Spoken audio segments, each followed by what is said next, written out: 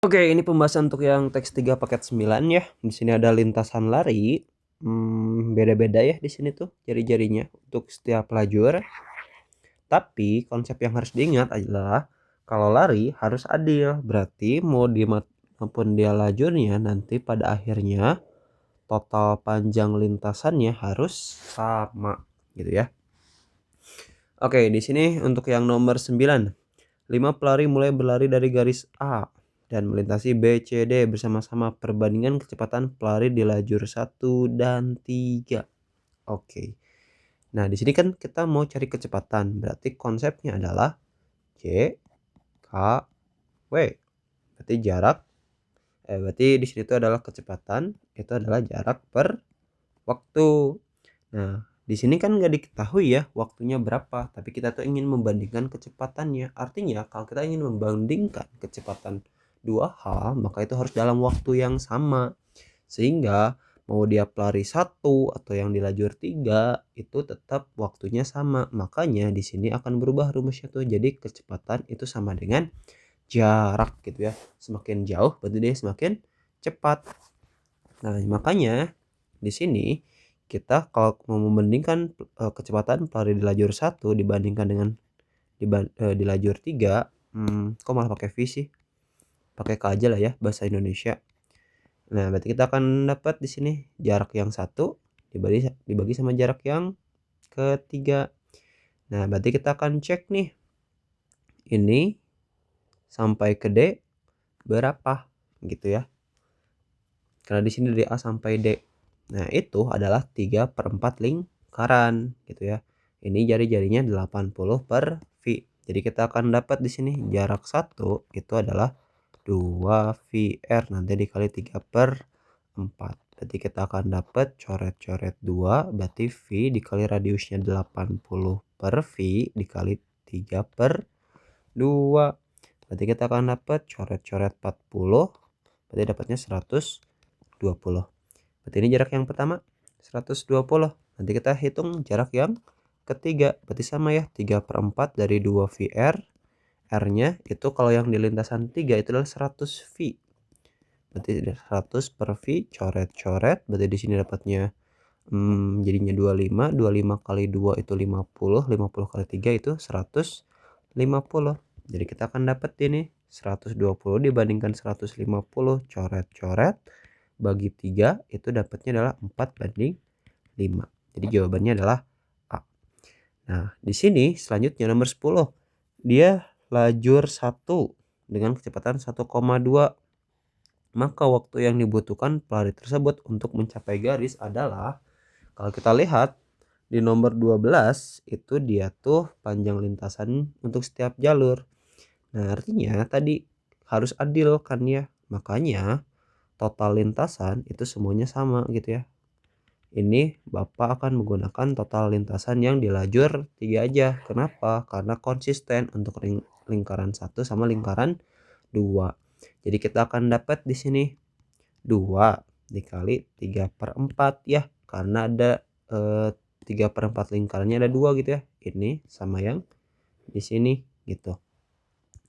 Nah, nanti dikali berarti 2 VR. Nanti ditambah sama lintasan yang lurus. Ini lurus nih. Berapa yang lurus? Itu adalah 200 per V meter. Berarti kita akan dapat di sini 2 dikali 200 per V. Kenapa dikali 2? Karena emang ada 2 ya. Ini yang ke 1, ini yang ke 2. Jadi kita akan dapat di sini 2 kali 2 4 berarti 3 dikali V radiusnya berarti yang 100 per V ya, karena dia yang lajur 3 ditambah berarti di sini 400 per V. Berarti kita akan dapat di sini coret-coret berarti dapatnya 300 ditambah 400 per V. Ingat, kita itu mau mencari waktu. Waktu itu rumusnya adalah jarak dibagi kecepatan. Artinya total jarak yang ini dibagi sama 1,2. 1,2 adalah 12 per 10. Disederhanain akan jadi 6/5. Nah, kalau dia dibagi sama pecahan itu sama aja dengan dikali kebalikannya. Jadi dikali dengan 5/6. seperti itu. Jadi kita akan dapat di sini 300 dibagi 6 itu adalah 50. 50 kali 5 itu 250. Terus ini 400 sama 6 itu paling disederhanain aja ya. Ini jadi 200, bawahnya jadi 3. Makanya dapat 200 per 3 V. Oke, oh iya ini lupa. Tadi itu kan 200 sama per 3 ya. Ini lupa dikali 5. Berarti dapatnya di sini 1000. Nah, jadi jawabannya adalah yang A. Gitu ya. Nanti disalinnya yang rapi aja ya. Ini mah ada cuma segini itu space-nya ya. Dan tulisan bapaknya terlalu gede. Jadi tadi ya, ini adalah jarak dibagi waktu. Kalau dia dibagi sama pecahan dibalik ya, jadi 5/6 dikali 5/6. 300 bagi 6 50, 50 kali 5 250. Terus di sini 200 kali 5 1000 ya. Ininya dibagi 2 jadi 3. Kali V 3V. Oke, jadi di sini kita akan dapat nih 300 tambah 400 V itu adalah yang untuk yang nomor 12. Untuk yang nomor 11. Di sini katanya 5 pelari mulai dari garis start melintasi garis BCD bersama-sama. Ketika pelari di lajur 3 melewati garis E, pelari di lajur 5 berapa, di mana gitu ya. Nah, berarti kita akan hitung dulu kecepatannya dari yang bersama-sama.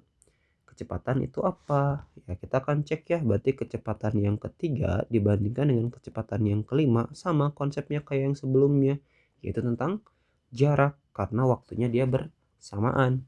Berarti kita akan peroleh di sini jarak yang ketiga. Jarak yang ketiga tuh kan yang ini ya, yang 300 tambah 400 per oh ya sorry. Kalau yang di sini mah dia itu udah total lintasan, jadi ada 400 V-nya. Tapi kalau dia jarak doang, berarti yang di sini nih kita harus hitung 2 VR-nya. 2 V di sini adalah 100 per V dikali 3/4. Aduh, habiskah baterainya? Terus yang kelima itu adalah sama 2V dikali jari-jarinya 120 per V dikali 3/4. Coret, coret, coret, coret, coret, coret.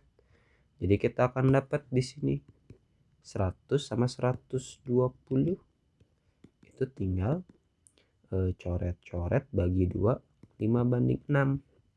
Nah, kita mau cari jarak yang kelima gitu ya. Udah di mana dia tuh ketika pelari di lajur 3 melewati garis E. Berarti yang ini nih, yang lurusnya. Gitu. Sehingga ini kita bisa dibandingkan ya. Jarak per kecepatan. Jadi di sini jarak per kecepatan, jadi yang ketiga sama yang ketiga. Yang kelima sama yang kelima, kita mau cari yang kelima. Berarti kita akan dapat rumusnya di sini. Berarti J5 itu adalah J3 dikali J5 per salah tulis satu ya. Kok JJ semua ini mau bikin JJ gitu. K5 jarak ketiga per K3, jarak 5 per K5. Jadi kita akan dapat jarak yang kelima itu adalah jarak 3 dikali K5 per K3. Jarak yang ketiga ya kan yang dilalui lajur 3 melewati garis E. Berarti dia yang 200 per V. Berarti kita akan dapat di sini 200 per V. K5-nya berarti ini nih 6, K3-nya 5. Berarti kita akan dapat di sini coret-coret dapatnya adalah 40. 40 kali 6 itu 240 per V.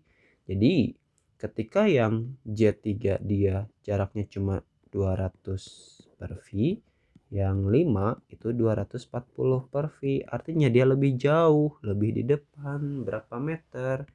40 per pi meter. Itu untuk yang teks 2. Jadi karena waktunya nggak diketahui, jadi kita anggap sama ya. Kenapa ini jadi J3 per K3? Ya tadi Ini kan jarak sama kecepatan gitu ya, perbandingannya. Waktunya dia sama gitu. Waktunya sama berarti udah JK JK gitu. Oke ya. Semua bisa dipahami. Kalau ada yang masih bingung, coba tanyakan lagi ya.